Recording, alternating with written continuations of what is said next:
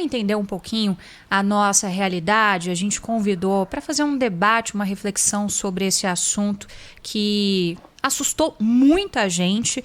O fato em si assustou muito e o que aconteceu depois do fato em si assustou de igual forma, né? As repercussões que tivemos em relação à situação dessa menina. A gente convida para esse debate a Marcele Souza, que é jornalista, é doutoranda do PROLAN, que é o Programa de Pós-Graduação e Integração da América Latina da USP, e tem pesquisas de mestrado, está desenvolvendo o doutorado também sobre essa temática dos casos de aborto em situações de estupro infantil. Marcele, obrigada aqui pela participação na Rádio Bandeirantes, no Bastidores do Poder. A gente ouviu aí um panorama do que acontece nessa questão no restante do mundo. Aqui no Brasil, como estamos em relação a essas possibilidades de aborto no caso de um estupro infantil? Eu já sei que a legislação não é recente, que essa menina está amparada por uma lei lá de 1940, mas ainda assim há barreiras para que ela... Houve barreiras e há barreiras que estão sendo discutidas, né, para que ela pudesse efetuar esse aborto. Queria ouvir de você uma primeira reflexão sobre esse caso aqui no Brasil. Bom, boa noite, muito obrigada pelo convite. Esse caso, ele é um caso, infelizmente, muito comum, né? Mais da metade dos estupros no Brasil são estupros de vulnerável, ou seja, menores de 14 anos. E sobre o acesso ao aborto, o Brasil está dentro de um contexto, né? A gente ouviu um pouco mais sobre esse mapa do aborto legal no mundo, e a América Latina, especialmente, o Brasil está dentro da América Latina com características muito parecidas, né? A América Latina é a região mais restritiva em relação ao aborto, né? Mais de 9 em cada 10 mulheres vivem em países onde o aborto é criminalizado. Óbvio que a gente tem, como no Brasil, algumas possibilidades legais, né? Aqui na América Latina, o aborto é legal na Cidade do México, em Cuba e no Uruguai. E nos outros países com distintos níveis, né? A gente tem países como o Equador, que tentou legalizar o aborto em caso de estupro, não conseguiu recentemente. E no Brasil, a lei que a gente tem é de 1940, então, como você disse, desde 1940, o Código Penal, ele permite o aborto, ele diz que não é crime o aborto em caso de estupro, em risco de vida para a mulher. Desde 2012, a gente tem também uma outra opção, uma outra possibilidade, que foi definida em julgamento no STF, que é a anencefalia fetal. Uhum. Mas pensando nessa lei, né, de 1940, a gente só teve o primeiro serviço de aborto legal no Brasil em 1989, que foi no Hospital de Jabaquara, na zona sul de São Paulo, que hoje não realiza mais abortos. Mas veja a diferença, né? Demorou muito tempo para a gente ter um serviço de aborto legal, nos casos que já estavam previstos em lei. E as primeiras normas técnicas dizendo como isso ia ser realizado em todo o país, um protocolo nacional, só surgiram nos anos 2000. Então, a gente tem duas normas técnicas com atualizações, que é a norma técnica do Ministério da Saúde de abortamento legal e a norma técnica de atenção a vítimas de violência sexual. Essas duas normas, elas dão... elas mostram procedimentos, né? Então, como os médicos devem adotar, como fazer, quais são os protocolos utilizados. A gente tem dois no Brasil, o medicamentoso, que foi utilizado nesse caso, né? E o cirúrgico. E ali também fala quais são as leis e quais são os documentos que podem ou não ser exigidos. E aí que a gente tem um grande problema, né, no Brasil, que eu acho que esse exemplo da menina é um exemplo muito claro, assim, de como são criadas barreiras para o não cumprimento do aborto legal no Brasil, que já é tão difícil, né, que já é tão raro, que são poucos casos. E quais são essas barreiras para você aplicar numa criança de 10 anos, que há um risco ali de vida da própria vítima, para você aplicar uma situação como essa de uma forma mais rápida, sem que haja uma intervenção da justiça, Marcele? Essa intervenção da justiça, ela não era nem exigência, né? as duas normas técnicas que a gente tem do Ministério da Saúde, elas são muito claras em dizer que não há exigência nem de boletim de ocorrência, nem de decisão judicial nos casos de estupro, né? Então, essa barreira ela foi criada, mas na verdade isso é muito mais simples, né? A ideia da norma técnica é separar a investigação criminal do cuidado à saúde. Então, nesses casos, a menina ela tinha as duas possibilidades legais, né? De risco de vida e de estupro. Então, a gente viu ali a barreira, primeiro, de exigência de uma decisão judicial, que é ilegal, né? E há uma outra barreira também nesse caso, né? Que é o hospital dizer.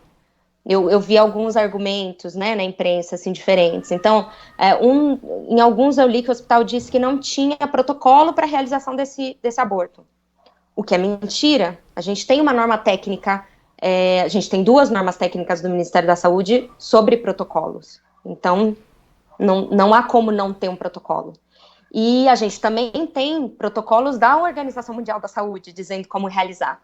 E os materiais que são exigidos, o aborto, especialmente nas primeiras semanas, ele é um procedimento muito mais seguro do que um parto.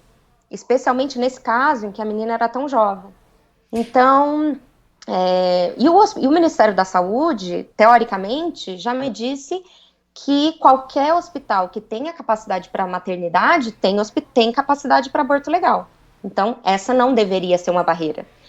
E também há a barreira que é muito comum nesses casos, que é a objeção de consciência, que é quando o médico diz que realizar o procedimento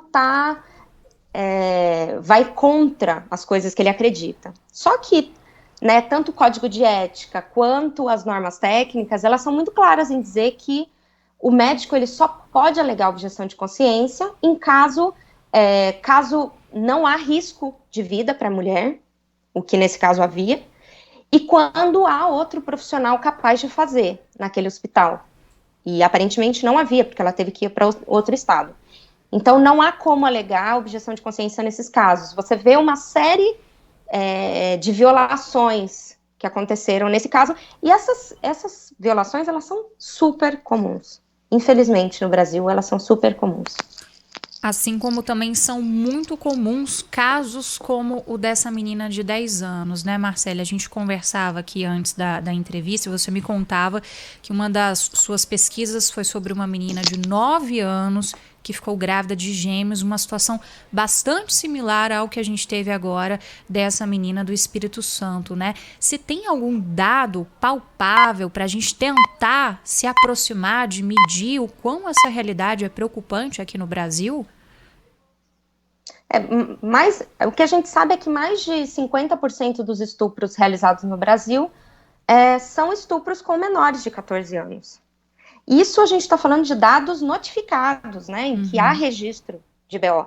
E nesses casos, especialmente envolvendo menor de idade, é muito comum que não haja registro. Porque o estupro no Brasil, ele tem o abuso sexual infantil, ele tem a característica de ser quem é o violador, né? Quem é o estuprador? É um familiar, é uma pessoa conhecida. Ele acontece dentro de casa, como foi o caso dessa menina.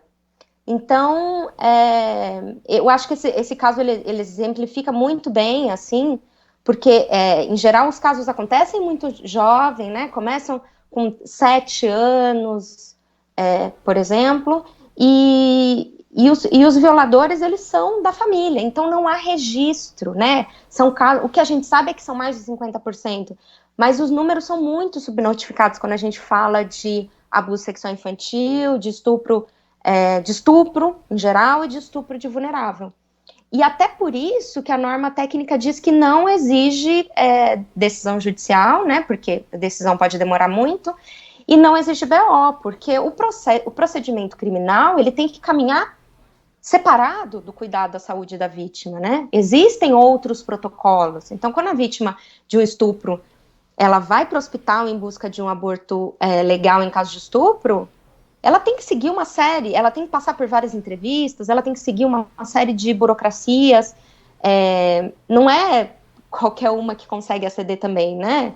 Porque alguns grupos dizem isso, pode inventar uma história. Mas é isso, é um caso muito, infelizmente, muito comum, e os números são subnotificados. A gente não consegue ter a dimensão real. E é muito comum em toda a América Latina, eu acho, não é só no Brasil, né?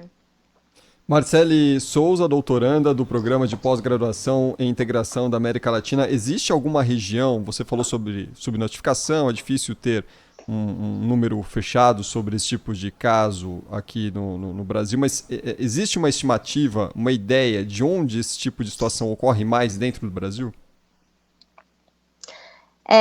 Bom, existem alguns estados que têm maiores índices de estupro, né, que são, por exemplo, os estados, em geral, os estados do norte e do centro-oeste. Então, por exemplo, Acre, a gente tem dados muito altos, Roraima, Mato Grosso do Sul.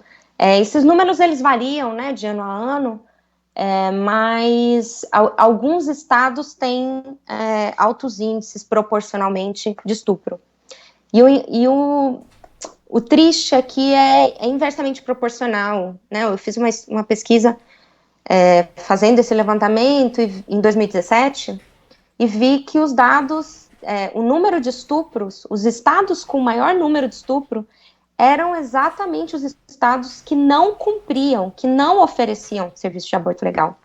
Então, a gente tem uma concentração no Brasil de serviço de aborto legal no Sudeste, especialmente, alguma coisa no Nordeste. O Pernambuco é um estado de referência no Nordeste, mas a gente tem essa discrepância, né? Os estados onde, teoricamente, onde as mulheres precisavam mais onde tem menos informação, onde as mulheres precisavam mais acessar esse serviço, porque há mais violência, são os estados que oferecem menos esse tipo de serviço de aborto legal.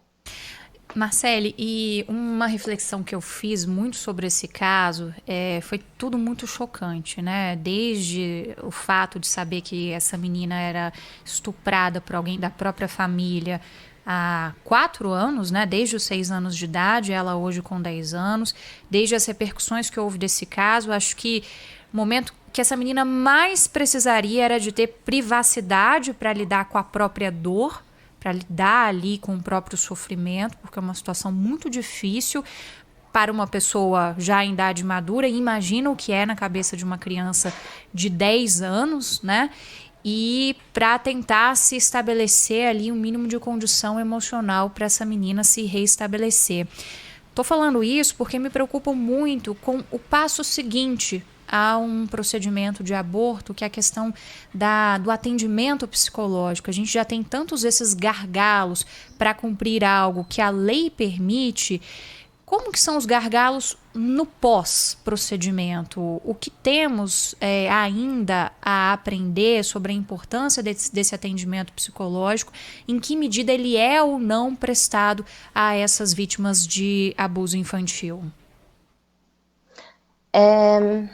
Bom, eu acho que é isso. A gente tem que pensar nesse caso muito mais. O problema, na verdade, são os anos de abuso que essa menina sofreu, né? Estupro e violências diversas que ela sofreu. A gente sabe que há uma rede deficitária, mas o SUS oferece pelos CAPs acompanhamento psicossocial, então há uma rede que pode atender isso, né? Então, o que eu acho mais importante frisar é que nesse caso, né, há grupos que falam muito sobre uma suposta depressão pós-aborto, o que não é comprovado cientificamente. Eu acho importante a gente dizer que, especialmente nesse caso, as consequências psicológicas de um parto, né, e dessa menina ter um filho fruto de uma violência, seriam muito mais graves, tanto na vida dessa menina, como psicologicamente, né? As pesquisas mostram que crianças que têm filhos nessa idade, né, antes dos 14 anos, há impactos financeiros, há impactos econômicos, sociais, então, de relações sociais, emocionais. Então, a gente tem que pensar esse caso ele mostra de que o mais importante nesse caso de que o aborto ali, na verdade, é a solução do problema dela. Porque, pelo menos esse problema que podia ser maior, né? É óbvio que agora existe um caminho muito longo de tratamento dos resultados, né, das consequências dessa violência. E eu vou te falar a verdade, assim, eu conheço mulheres que foram abusadas na infância e que aos 50 anos não conseguiram processar isso. É uma violência muito que destrói, assim, que as mulheres, elas têm consequências na relação delas, Pra sempre, assim, né? tem reflexos diversos, sabe? Na relação pessoal, no casamento, filhos, trabalho, relação com a comida, por exemplo, sabe? Então, sim, é muito importante o cuidado, a atenção psicológica nesse momento. E eu acredito que sim, ela vai ser acompanhada. E o que eu pouco conheço dos poucos serviços de violência e aborto legal no Brasil, a maioria deles oferece atenção psicológica pré e pós para essas crianças, porque eles já estão preparados para isso. Muito bem, nós conversamos aqui no Bastidores do Poder com a Marcele Souza, ela que é doutoranda do programa de pós-graduação e integração da América Latina da USP. Marcele, muito obrigado pela participação conosco, até uma próxima. Muito obrigada, boa noite. Boa noite, obrigada, Marcele.